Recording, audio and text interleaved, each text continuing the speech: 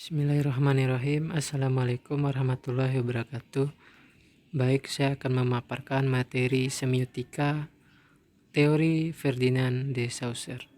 Sebelum memaparkan materi, saya akan memperkenalkan diri terlebih dahulu. Nama Muhammad Fikri, kelas 7B pagi. Baik, yang pertama yaitu pengertian semiotika. Semiotika adalah ilmu yang mempelajari tanda.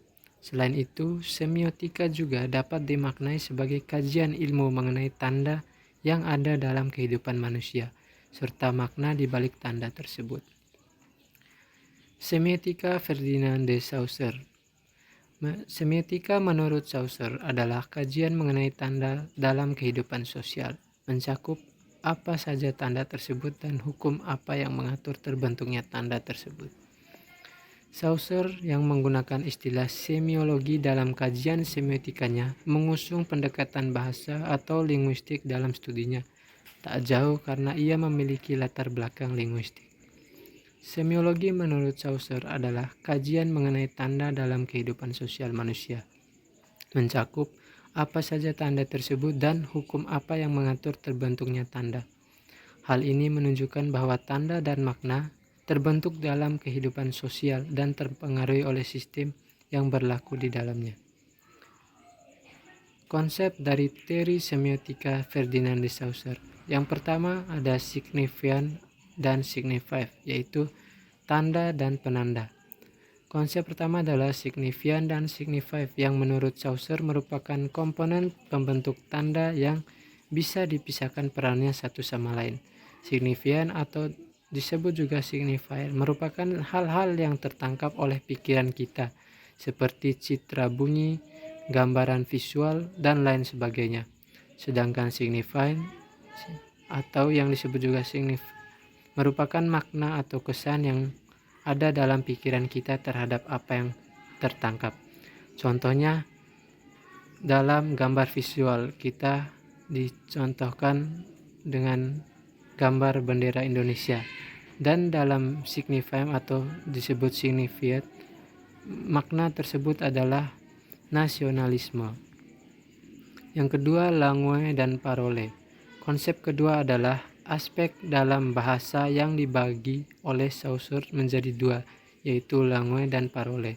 Langue adalah sistem bahasa dan sistem abstrak yang digunakan secara kolektif, seolah disepakati bersama oleh semua pengguna bahasa, serta menjadi panduan dalam praktik berbahasa dalam suatu masyarakat. Sedangkan parole adalah praktik berbahasa dan bentuk ujaran individu dalam masyarakat pada satu waktu atau saat tertentu. Yang selanjutnya adalah konsep sinkronik dan diakronik. Konsep yang ketiga ini mengenai telaah bahasa yang dibagi oleh Saussure menjadi dua, yaitu sinkronik dan diakronik.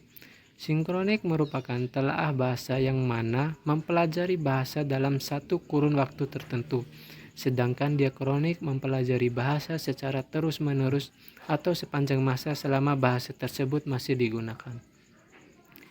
Yang selanjutnya yaitu konsep sintakmatik dan asosiatif atau paradigmatik. Konsep semiologi Saussure yang terakhir adalah konsep mengenai hubungan antar unsur yang dibagi menjadi sintakmatik dan paradigmatik. Sintakmatik adalah hubungan antar unsur dalam konsep linguistik yang bersifat teratur dan tersusun dengan beraturan, sedangkan asosiatif atau paradigmatik yaitu hubungan antar unsur dalam suatu tuturan yang tidak terdapat pada tuturan lain yang bersangkutan, yang mana terlihat nampak dalam bahasa namun tidak muncul dalam susunan kalimat. Yang selanjutnya, bahasa sebagai sistem tanda.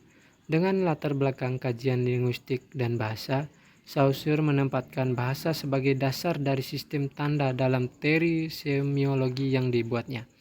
Bahasa dipandang oleh Saussure sebagai sistem tanda yang dapat menyampaikan dan mengekspresikan ide serta gagasan dengan lebih baik dibanding sistem lainnya. Bahasa merupakan suatu sistem atau struktur yang tertata dengan cara tertentu dan bisa menjadi tidak bermakna jika terlepas dari struktur yang terkait. Sekian yang saya paparkan pada materi semiotika teori Ferdinand de Saussure. Kurang dan lebihnya saya mohon maaf. Assalamualaikum warahmatullahi wabarakatuh.